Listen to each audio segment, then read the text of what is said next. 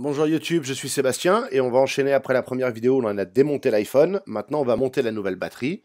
Donc elle est dans un emballage en plastique qu'il faut lui enlever évidemment. Rien de très compliqué, ça ressemble aux emballages iPhone, donc vous avez l'expérience là-dessus puisque vous avez un iPhone. Et il va falloir lui coller les adhésifs qui vont dessus de manière à ce que les languettes se présentent comme celles qu'on a enlevées dans la vidéo précédente, à savoir revenant sur le flanc et sur le dessus. Donc prenez la batterie dans le bon sens, mettez les adhésifs à plat et puis collez la batterie dessus. Rien de très compliqué, ça n'a pas besoin d'être parfaitement droit, c'est pas extrêmement technique, c'est juste pour pas qu'elle gigote dans le téléphone. Plaquez bien la batterie sur les adhésifs, utilisez votre ongle comme outil pour bien enlever les éventuelles bulles d'air. Et ensuite, on pourra enlever le film protecteur qu'on a laissé dessus le temps de coller. J'ai choisi, bonne ou mauvaise solution, de replier les deux petites lamelles d'adhésif sur la batterie avant d'enlever le film protecteur. Comme ça, je les aurai pas dans les pattes et elles seront pas pendantes après. Comme vous pouvez voir, ça revient dessus. Il faut enlever un petit bout de plastique supplémentaire protecteur et on peut les replier. Et on a une batterie quasi comme neuve. Et il suffit maintenant de la présenter. Alors la serrez pas trop côté gauche du téléphone, tel que vous le regardez là, parce qu'il faut pouvoir passer les ergots de l'écran et présenter la prise à peu près au-dessus de son connecteur, comme ça vous saurez que vous êtes au bon endroit. Une fois que la batterie est en place, pressez dessus, comme ça elle va s'appuyer sur le téléphone, sur le fond du téléphone et les adhésifs vont la coller en place et vous avez maintenant un iPhone avec une nouvelle batterie. Donc branchez pas la batterie tout de suite, on le fera à la fin quand on aura remis l'écran.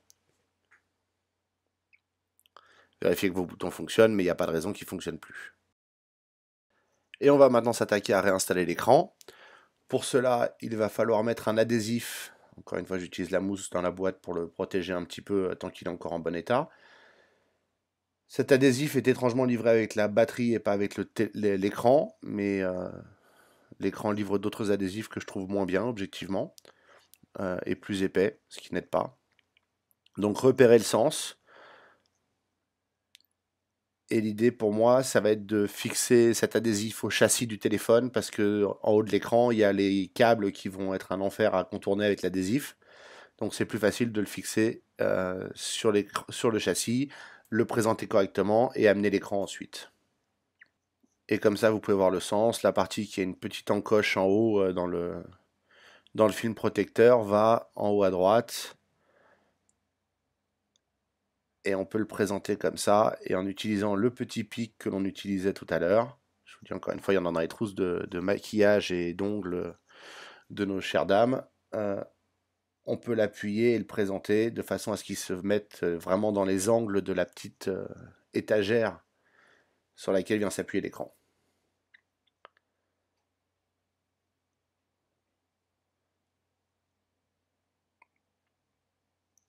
Et ensuite, on décolle aussi laborieusement que possible le film protecteur qu'on avait laissé dessus pour le tenir en forme,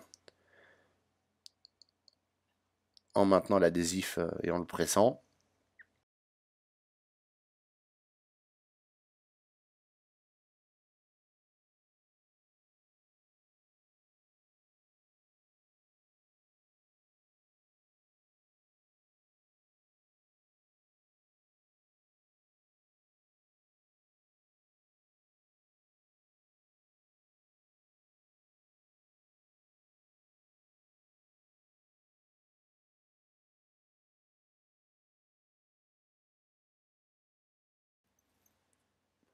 Et maintenant, on va pouvoir enfin remettre l'écran et récupérer un téléphone. Il faut enlever le film bleu qui se trouve à l'arrière de l'écran sur l'espèce d'isolant, je pense. Assurez-vous qu'il soit bien plaqué malgré tout, parce que ça reste des écrans fabriqués en Chine pour un coût modique, puisque, je vous dis, celui-là a coûté 25 €, alors qu'un écran d'iPhone chez Apple, c'est beaucoup, beaucoup, beaucoup plus cher. Et maintenant, il faut le brancher. Alors, il n'y a pas de moyen de se tromper sur les connecteurs. Il faut juste bien les aligner et appuyer dessus pour les emboîter. Si ça rentre, ça rentre. Si ça rentre pas, c'est que vous n'êtes pas bien aligné. tout en maintenant l'écran en position à peu près perpendiculaire au châssis, puisque c'est sa limite de mouvement quand il est branché. Il y a 3 prises, n'en oubliez pas. Si vous en oubliez, vous aurez un problème de fonctionnement. Je ne sais pas laquelle fait quoi, c'est pas la question. Mais il faut bien brancher les 3. Donc prenez le temps de le faire et vérifiez, revérifiez. Et vous avez maintenant un écran branché. Alors ne refermez pas tout de suite le téléphone. Il va falloir d'abord remettre les petites platines métalliques. Pour ça, comme au démontage, mais à l'inverse, on tient l'écran à 90 degrés par rapport au châssis, et puis on remet les 2 petites platines, et on rebranche la batterie avant de mettre celle de la batterie évidemment. Théoriquement là, si vous allumiez le téléphone, il fonctionnerait. Vous pouvez essayer, avant de refermer l'écran d'ailleurs, d'allumer le téléphone. Remettez d'abord les 2 platines et vissez-les en place, comme ça si l'écran s'allume, vous n'avez plus qu'à l'enfoncer et à le mettre en place. Vous risquez pas de faire une fausse manœuvre avec du métal sur quelque chose qui a de l'électricité.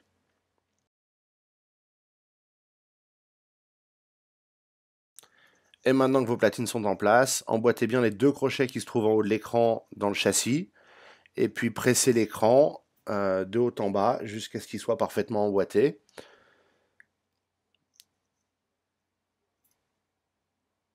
C'est pas toujours facile de tout faire pile devant la caméra, mais enfin ça c'est une opération vraiment facile que vous devriez arriver à faire.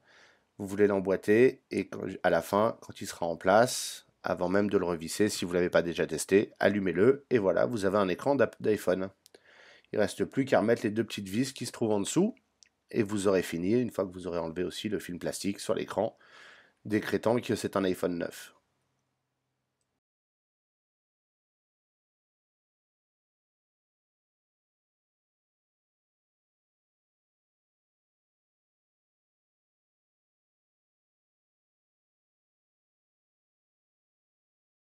Si vous avez décidé de changer la batterie, vous serez curieux de voir si l'état est maintenant bon. Le mien était mauvais, il était en service avec 69% de capacité.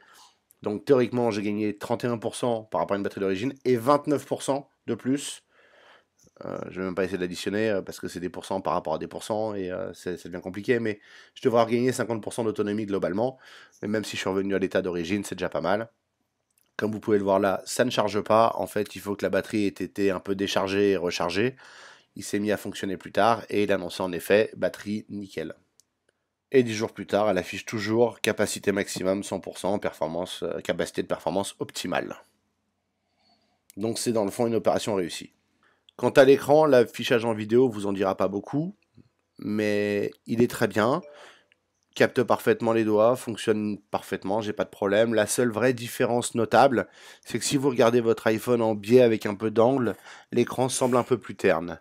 Il me semble aussi, mais je suis incapable de le confirmer, que cet écran est plus sombre que celui d'origine, ou en tout cas qu'il descend plus bas si on baisse la luminosité avant même de passer en mode nuit, parce que je sais pas, c'est une sensation. C'est aucune garantie là-dessus. Je vous laisserai vous faire une idée quand vous aurez changé le vôtre. De toute façon, si vous regardez cette vidéo, vous n'avez aucune intention de payer Apple une fortune pour changer ça par un écran d'Apple qui ne vous apportera pas grand-chose de plus qu'un écran à 25 € et 45 minutes de votre temps.